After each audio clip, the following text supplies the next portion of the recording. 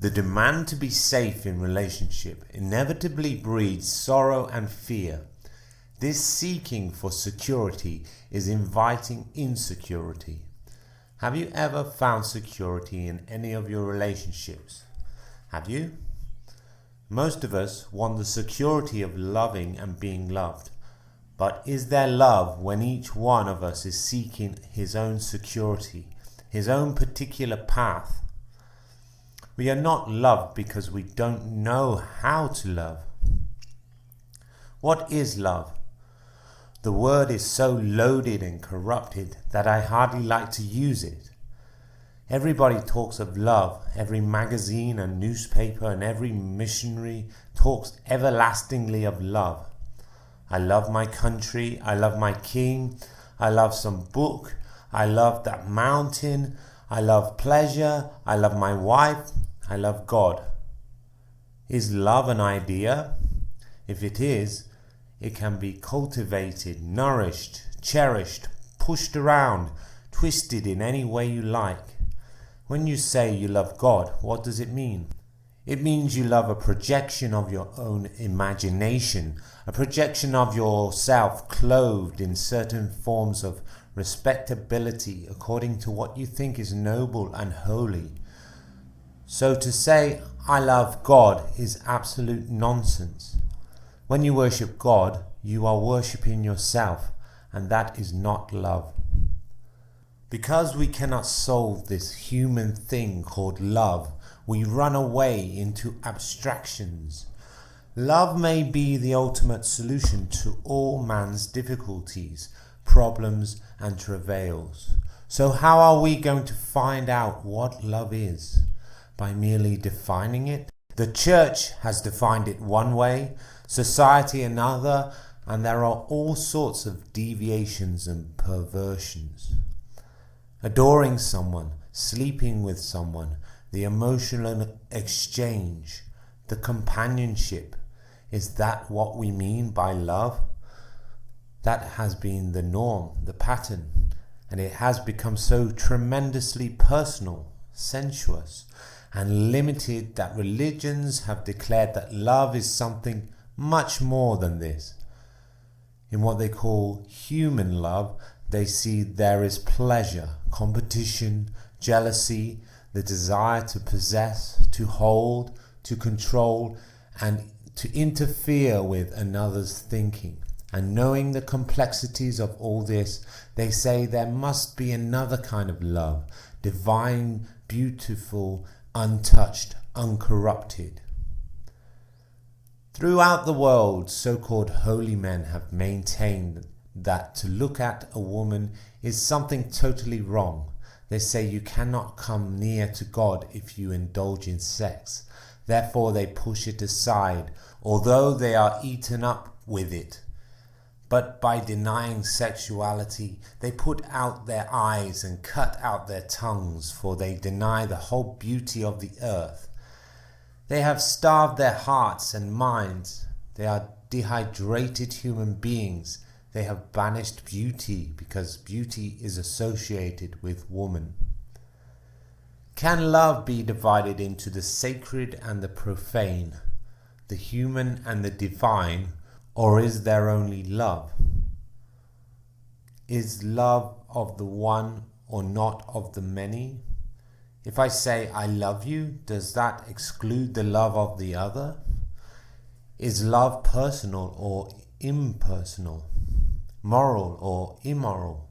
Family or non-family? If you love mankind, can you love the particular? Is love sentiment?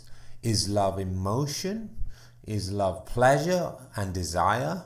All these questions indicate, don't they, that we have ideas about love, ideas about what it should or should not be, a pattern or a code developed by the culture in which we live. So to go into the question of what love is, we must first free it from the encrustations of centuries. Put away all ideals and ideologies of what it should or should not be. To define anything into what should be and what is is the most deceptive way of dealing with life. Now, how am I going to find out what this flame is, which we call love? Not how to express it to another, but what it means in itself. I will first reject what the church, what society, what my parents and friends, what every person and every book has said about it, because I want to find out for myself what it is. Here is an enormous problem that involves the whole of mankind. There have been 1,000 ways of defining it, and I myself am caught in some pattern or other according to what I like or enjoy at the moment. So shouldn't I, in order to understand it, first free myself from my own inclinations and prejudices? I am confused, torn by my own desires, so I say to myself, first clear up your own confusion. Perhaps you may be able to discover what love is through what it is not. The government says, go and kill for the love of your country. Is that love? Religion says, give up sex for the love of God. Is that love? Is love desire? Don't say no, for most of us it is. Desire with pleasure. The pleasure that is derived through the senses, through sexual attachment and fulfillment. I'm not against sex, but see what is involved in it. What sex gives you momentarily is the total abandonment of yourself. Then you are back again with your turmoil. So you want a repetition over and over again of that state in which there is no worry, no problem, no self. You say you love your wife, in that love involves sexual pleasure. The pleasure of having someone in the house to look after your children, to cook. You depend on her. She has given you her body, her emotions, her encouragement, a certain feeling of security and well-being. Then she turns away from you. She gets bored or goes off with someone else, and your whole emotional balance is destroyed.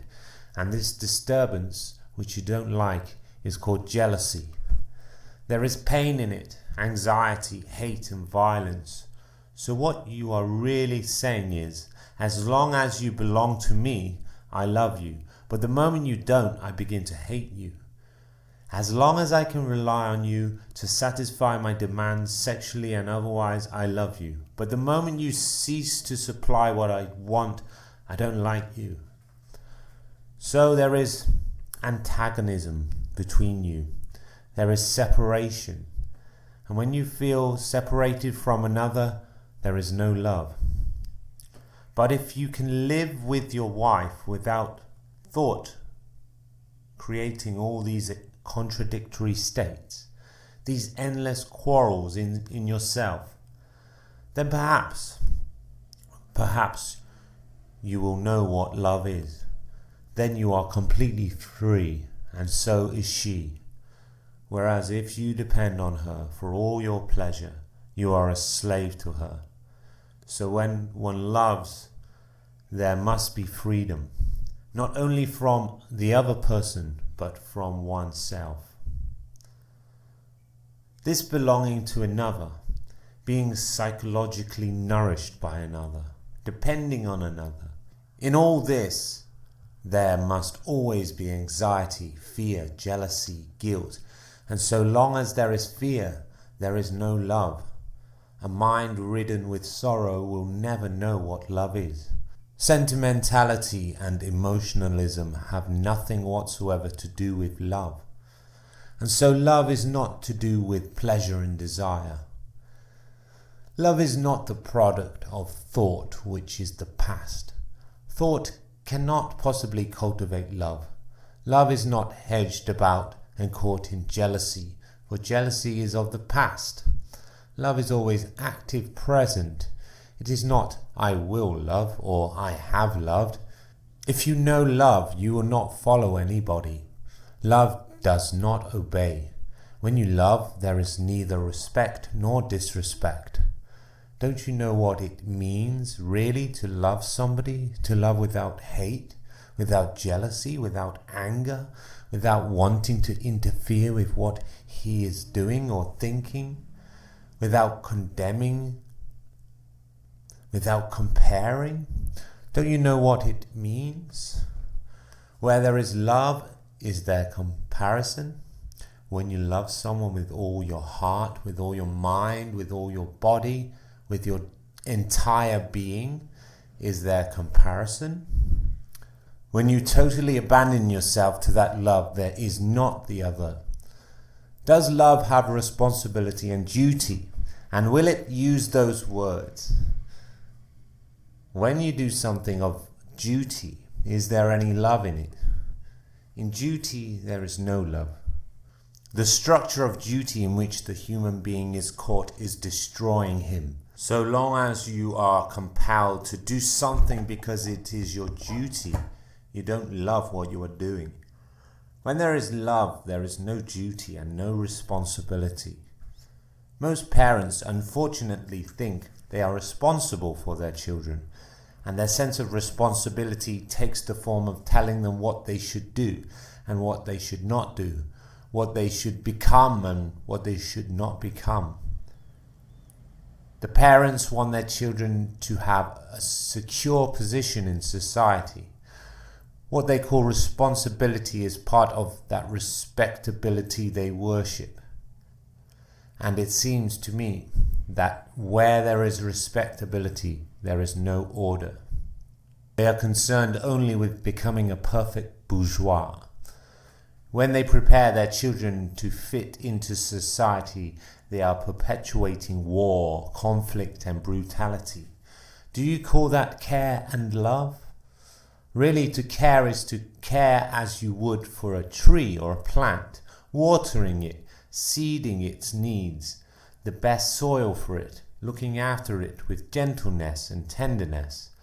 But when you prepare your children to fit into society, you are preparing them to be killed.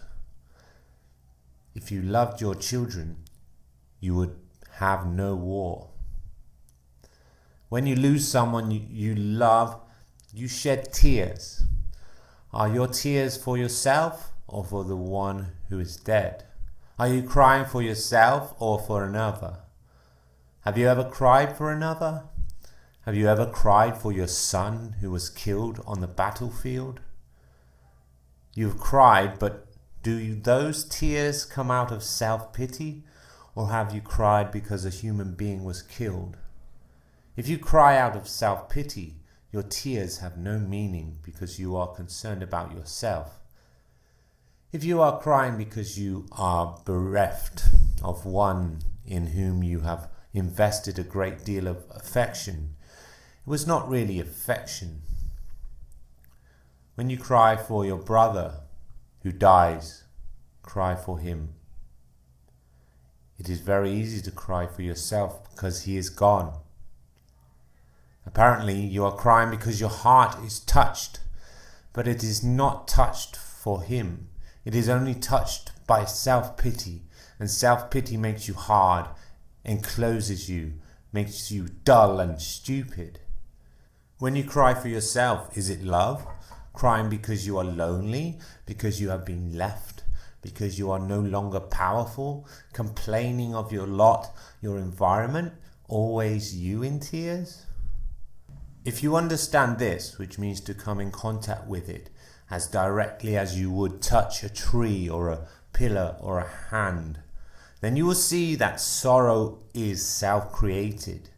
Sorrow is created by thought. Sorrow is the outcome of time. I had my brother 3 years ago. Now he is dead. Now I am lonely, aching. There is no one to whom I can look for comfort or companionship, and it brings tears to my eyes. You can see all this happening inside yourself if you watch it. You can see it fully, completely, in one glance, not take analytical time over it. You can see in a moment the whole structure and nature of this shoddy little thing called me. my tears, my family, my nation, my belief, my religion, all that ugliness, it is all inside you. When you see it with your heart, not with your mind, when you see it from the very bottom of your heart, then you have the key that will end sorrow. Sorrow and love cannot go together. But in the Christian world, they have idealized suffering, putting it on a cross and worshipped it, implying that you can never escape from suffering except through that one particular door. And this is the whole structure of an exploiting religious society. So when you ask what love is, you may be too frightened to see the answer. It may mean complete upheaval. It may break up the family. You may discover that you do not love your wife or husband or children, do you? You may have to shatter the house you have built. You may never go back to the temple. But if you still want to find out, you will see that fear is not love. Dependence is not love. Jealousy is not love. Possessiveness and domination are not love. Responsibility and duty are not love. Self-pity is not love. The agony of not being loved is not love. Love is not the opposite of hate any more than humility is the opposite of vanity. So if you can eliminate all these, not by forcing them, but by washing them away as the rain washes the dust of many days from a leaf, then perhaps you will come upon this strange flower which man always hungers after.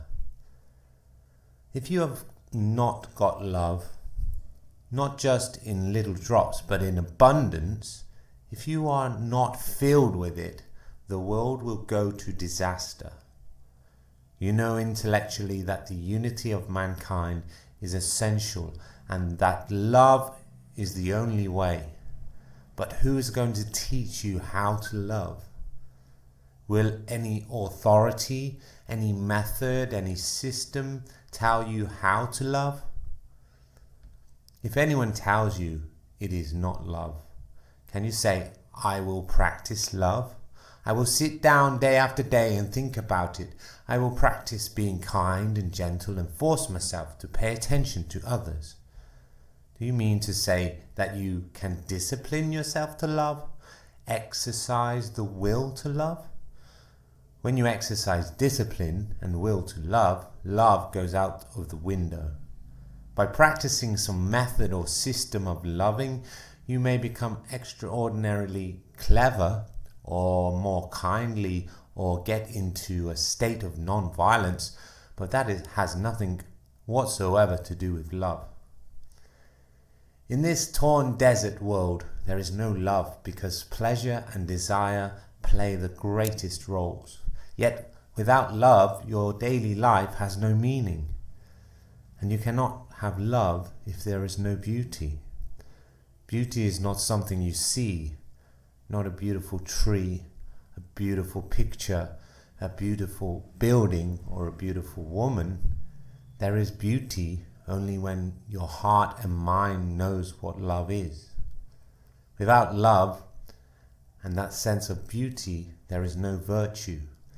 And you know very well that do what you will. Improve society, feed the poor, you will only be creating more mischief, for without love there is only ugliness and poverty in your own heart and mind. But when there is love and beauty, whatever you do is right. Whatever you do is in order. If you know how to love, then you can do what you like because it will solve all other problems. So we reach the point, can the mind come upon love without discipline, without thought, without enforcement, without any book, any teacher or leader? Come upon it as one comes upon a lovely sunset? It seems to me that one thing is absolutely necessary, and that is passion without motive. Passion that is not the result of some commitment or attachment. Passion that is not lust. A man who does not know what passion is will never know love, because love can come into being only when there is total self-abandonment. A mind that is seeking is not a passionate mind, and to come upon love without seeking it is the only way to find it. To come upon it unknowingly and not as a result of any effort or experience. Such a love, you will find, is not of time. Such a love is both personal and impersonal, is both the one and the many. Like a flower that has perfume, you can smell it or pass it by. That flower is for everybody, and for the one who takes trouble to breathe it deeply and look at it with delight. Whether one is very near in the garden or very far away, it is the same to the flower, because it is full of that perfume, and therefore it is sharing with everybody. Love is something that is new, fresh, alive. It has no yesterday and no tomorrow.